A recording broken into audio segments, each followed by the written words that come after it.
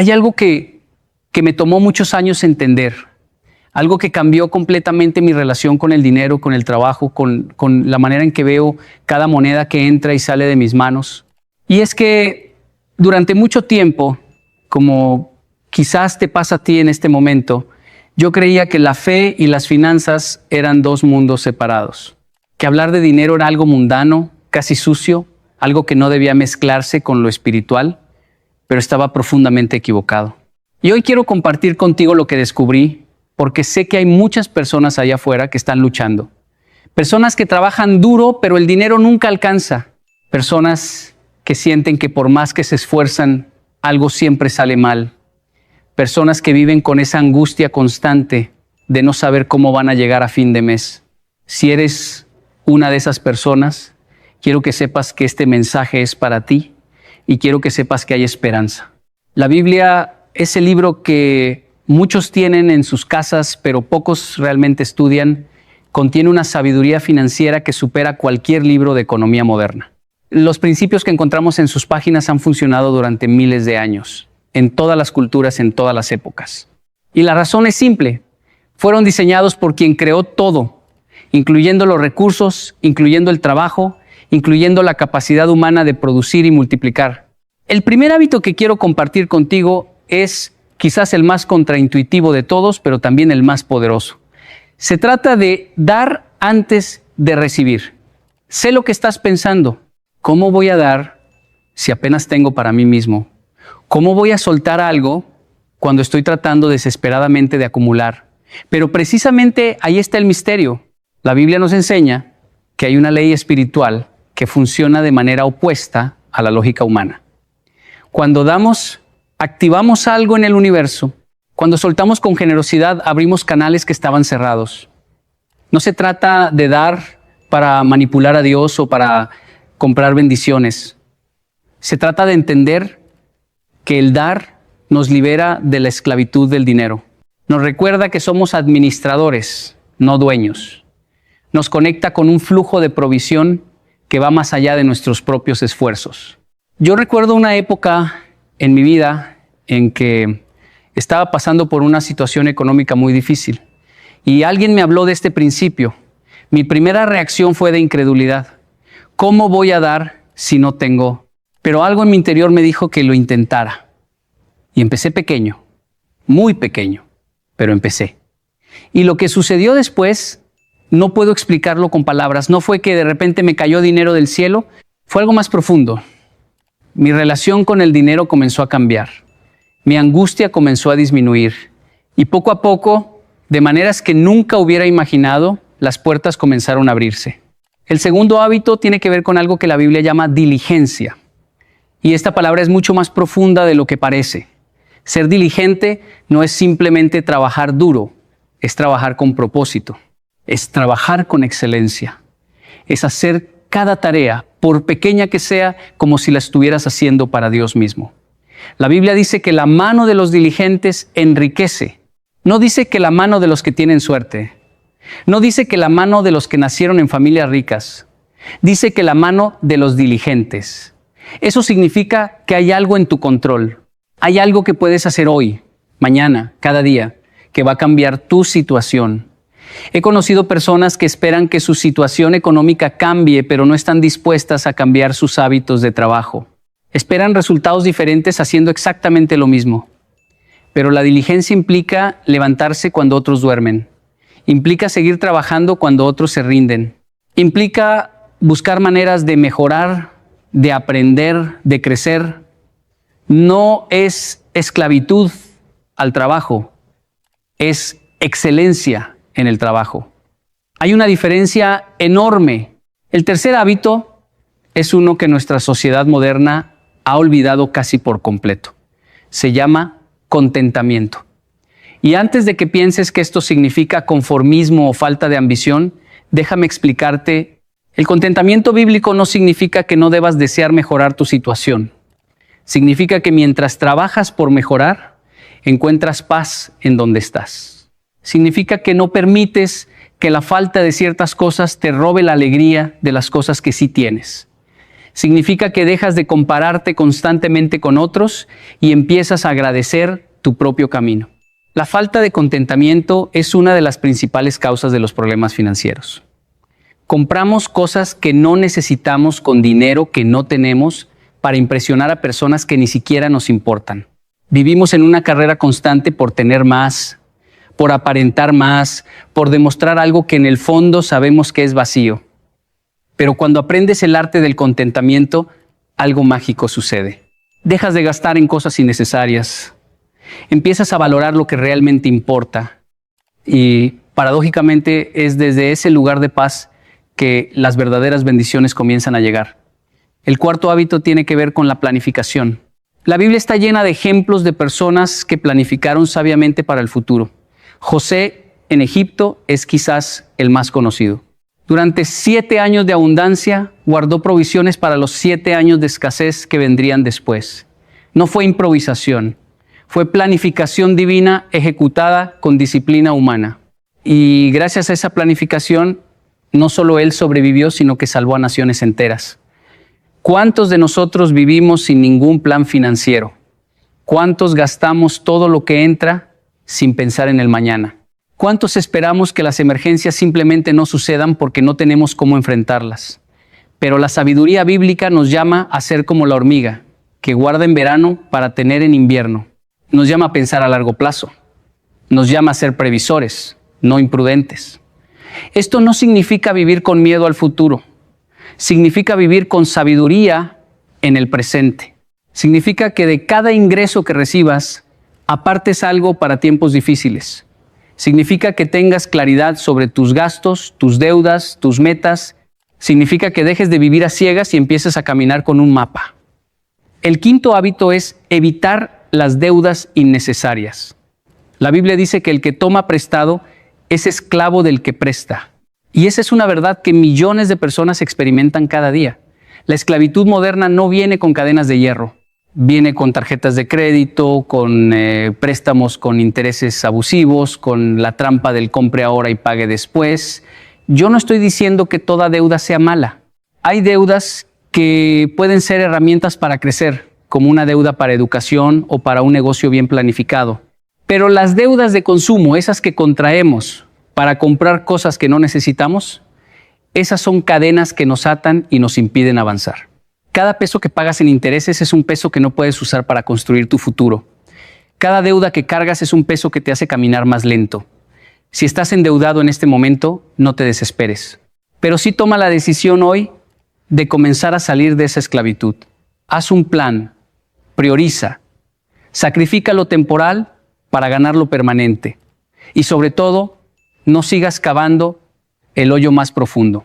El primer paso para salir de un pozo es dejar de cavar. El sexto hábito es uno que la sociedad actual considera anticuado, pero que la Biblia presenta como fundamental. Se trata del trabajo honesto. Vivimos en una época donde muchos buscan atajos, donde el dinero fácil parece más atractivo que el dinero ganado con esfuerzo, donde la corrupción, el engaño, las trampas parecen ser el camino rápido hacia la prosperidad. Pero la Biblia es clara. Las riquezas obtenidas con engaño disminuyen, pero el que recoge con mano laboriosa las aumenta. Hay algo en el dinero ganado de manera deshonesta que lo hace escurridizo. Viene fácil y se va fácil. No permanece, no construye, no satisface. En cambio, el dinero ganado con trabajo honesto, aunque venga más lento, viene con bendición, viene con paz. Viene con la satisfacción de saber que lo que tienes lo obtuviste de manera correcta. No te dejes seducir por los caminos cortos. No comprometas tu integridad por unas monedas. Al final del día, podrás mirarte al espejo y sentirte orgulloso de quién eres. Y eso vale más que cualquier cantidad de dinero mal habido. El séptimo hábito tiene que ver con la administración sabia de lo que ya tienes. La Biblia cuenta una historia sobre un hombre que le dio talentos a sus siervos antes de partir de viaje.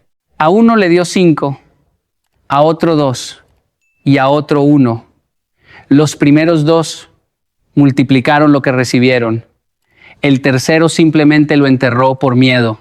Cuando el Señor regresó, recompensó abundantemente a los que habían multiplicado y quitó lo poco que tenía al que no hizo nada con ello.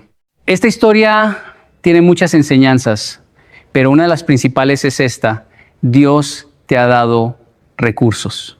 Quizás no sean muchos, quizás sientas que te tocó menos que a otros, pero la pregunta no es cuánto tienes, sino qué estás haciendo con lo que tienes. ¿Estás multiplicando o estás enterrando? ¿Estás administrando sabiamente o estás desperdiciando lo poco que te fue confiado?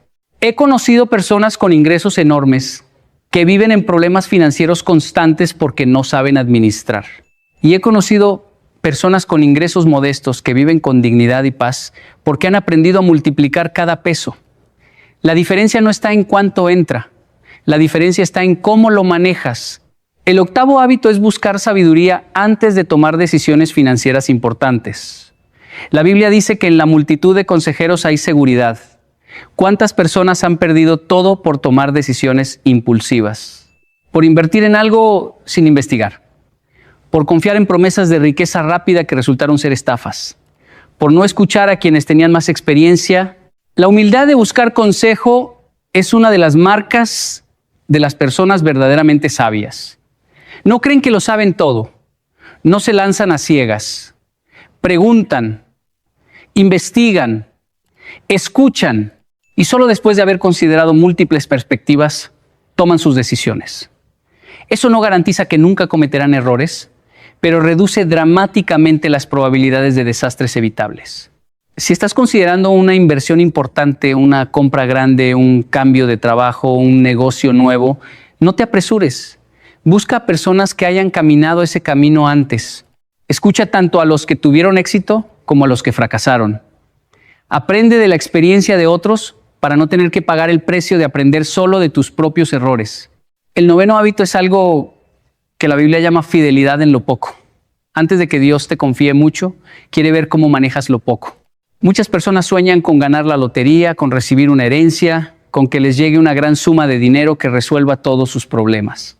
Pero la verdad es que si no has aprendido a manejar poco, tampoco sabrás manejar mucho. Las estadísticas muestran que un porcentaje altísimo de personas que ganan la lotería terminan en peores condiciones económicas que antes de ganarla, porque el dinero en manos de alguien sin sabiduría financiera es como agua entre los dedos. Se escapa sin importar cuánto sea. Por eso, en lugar de soñar con grandes cantidades, enfócate en ser fiel con lo que ya tienes. Si ganas 100, aprende a administrar esos 100 con sabiduría. Si ganas 1000, aplica los mismos principios. Y cuando llegue el momento de manejar más, porque llegará si eres fiel, estarás preparado para no perderlo. El décimo hábito, y quizás el que engloba a todos los demás, es poner a Dios en el centro de tus finanzas. La Biblia dice que busquemos primero el reino de Dios y su justicia, y todas las demás cosas nos serán añadidas. No dice que busquemos primero el dinero y después a Dios. No dice que cuando tengamos resuelto lo económico, entonces nos dediquemos a lo espiritual. Dice que el orden correcto es al revés. Esto puede sonar abstracto, pero tiene aplicaciones muy prácticas. Significa que tus decisiones financieras están guiadas por principios eternos, no por la codicia del momento. Significa que no estás dispuesto a comprometer tu integridad por dinero. Significa que reconoces que todo lo que tienes viene de arriba y que eres un administrador, no un dueño. Significa que tu seguridad no está en tu cuenta bancaria, sino en quien te la dio. Cuando pones a Dios en el centro, algo cambia en tu interior. La ansiedad disminuye. La codicia pierde su poder. Las prioridades se aclaran. Y desde ese lugar de paz espiritual tomas mejores decisiones financieras. No porque estés tratando de manipular al cielo para que te bendiga, sino porque estás alineado con los principios que hacen que las bendiciones fluyan naturalmente. Estos 10 hábitos no son fórmulas mágicas. No van a cambiar tu situación de la noche a la mañana. Pero si los aplicas con constancia, si los conviertes en parte de tu vida diaria, si permites que transformen no solo tu cuenta bancaria, sino tu corazón, verás cambios que nunca imaginaste posibles. Yo lo he vivido. He visto a personas que estaban en la ruina total levantarse aplicando estos principios. He visto familias que vivían ahogadas en deudas encontrar libertad financiera. He visto negocios que parecían condenados al fracaso florecer cuando sus dueños alinearon sus prácticas con la sabiduría bíblica. No es magia, es obediencia. No es suerte, es disciplina. No es casualidad, es siembra y cosecha. Quiero que entiendas algo importante. El dinero en sí mismo no es malo. La Biblia no condena la riqueza. Lo que condena es el amor al dinero. Lo que condena es poner las riquezas en el lugar que solo Dios debe ocupar. Lo que condena es obtener dinero de maneras deshonestas o usarlo de maneras egoístas. Pero el dinero bien habido y bien usado es una herramienta poderosa. Puede alimentar a tu familia, puede educar a tus hijos, puede ayudar a los necesitados, puede construir proyectos que beneficien a muchos. Puede ser una bendición en tus manos si aprendes a manejarlo con sabiduría. Por eso estos hábitos son tan importantes. No para que te vuelvas rico y te olvides de todo lo demás, sino para que tengas los recursos necesarios para cumplir el propósito para el que fuiste creado. Para que no estés tan preocupado por sobrevivir que no tengas energía para vivir de verdad. Para que puedas ser de bendición para otros en lugar de ser una carga. Hay algo que aprendí en mi camino por la vida y que quiero dejarte grabado en el corazón. La prosperidad verdadera no se mide solo en números, se mide en paz, se mide en relaciones saludables, se mide en propósito, se mide en la capacidad de dormir tranquilo por las noches sabiendo que estás en el camino correcto. He conocido personas millonarias que viven atormentadas y he conocido personas con recursos modestos que viven en una abundancia que el dinero no puede comprar. La diferencia está en el corazón. La diferencia está en los principios.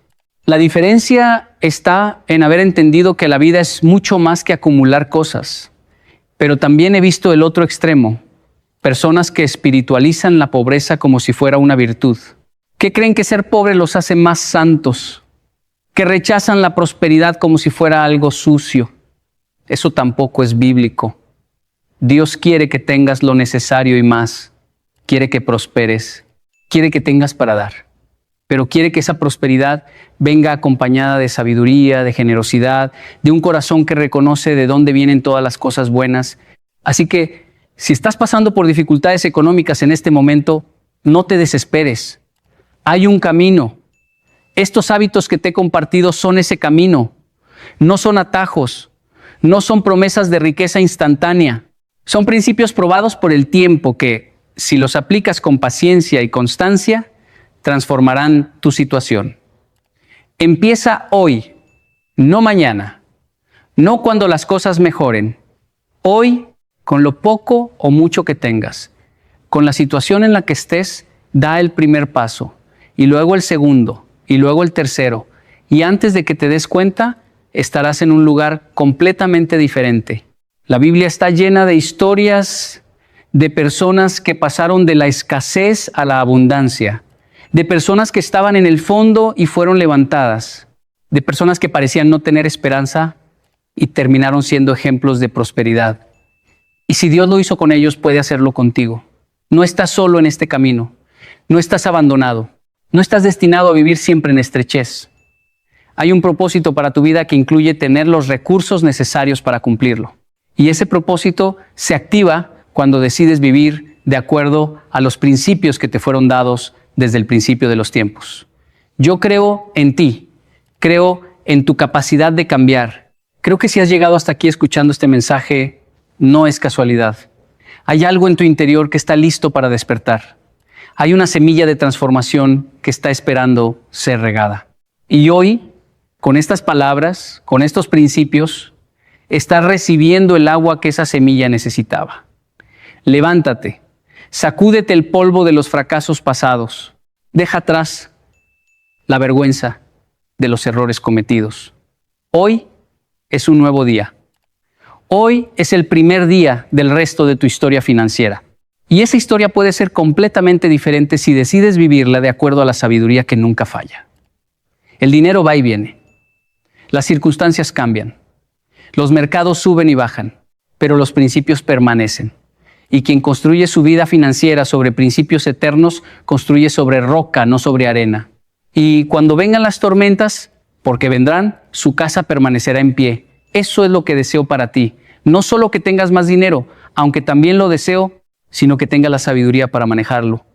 Que tengas la paz que viene de saber que estás en el camino correcto. Que tengas la libertad de no ser esclavo de las deudas ni del consumismo. Que tengas la generosidad de poder bendecir a otros. Que tengas la seguridad de saber que tu provisión no depende solo de tus fuerzas, sino de quien prometió nunca dejarte ni abandonarte. Esa es la verdadera prosperidad. Esa es la economía del reino. Esa es la vida abundante que te fue prometida y que hoy puedes comenzar a vivir, dar antes de recibir, trabajar con diligencia, cultivar el contentamiento, planificar para el futuro, evitar las deudas innecesarias, trabajar con honestidad, administrar sabiamente, buscar consejo, ser fiel en lo poco y poner a Dios en el centro. 10 hábitos, 10 llaves, 10 puertas hacia una vida financiera diferente. La decisión es tuya, el momento es ahora, el camino está frente a ti. Solo tienes que dar el primer paso. Y cuando lo hagas, cuando comiences a caminar en estos principios, descubrirás algo maravilloso.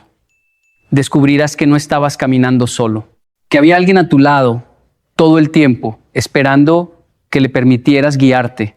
Y con esa guía no hay crisis que pueda destruirte, no hay escasez que pueda definirte, no hay obstáculo que pueda detenerte. Tu historia financiera está a punto de cambiar. No porque el mundo vaya a cambiar, sino porque tú vas a cambiar. Y cuando tú cambias, todo a tu alrededor comienza a transformarse. Ese es el poder de vivir de acuerdo a principios eternos. Ese es el secreto que los sabios de todas las épocas han conocido. Ese es el camino que hoy se abre delante de ti. Camínalo, vívelo, y verás con tus propios ojos cómo lo imposible se vuelve posible, cómo lo escaso se vuelve abundante, cómo lo que parecía perdido es restaurado. Quiero profundizar un poco más en cada uno de estos hábitos porque sé que la diferencia entre saber algo y vivirlo está en los detalles. Cuando hablo de dar antes de recibir, no me refiero únicamente al diezmo, aunque el diezmo es importante, me refiero a una actitud de vida, una disposición del corazón que está siempre buscando maneras de bendecir a otros. Puede ser dar tu tiempo a alguien que lo necesita, puede ser compartir tu conocimiento con quien está empezando, puede ser ofrecer una palabra de aliento en el momento justo. La generosidad no se mide solo en dinero, se mide en todo lo que eres y todo lo que tienes. He visto personas que no tienen mucho materialmente, pero que son increíblemente generosas con lo que sí tienen. Y he visto cómo esa generosidad les abre puertas que el dinero jamás podría abrir. Porque cuando das, estás sembrando. Y toda semilla, en su debido tiempo, produce cosecha. No siempre de la manera que esperas. No siempre en el momento que quieres. Pero la cosecha llega. Siempre llega. La diligencia, por otro lado, es un hábito que se construye día a día. No se trata de trabajar hasta el agotamiento. Se trata de trabajar con propósito. Cada mañana cuando te levantas, tienes una elección.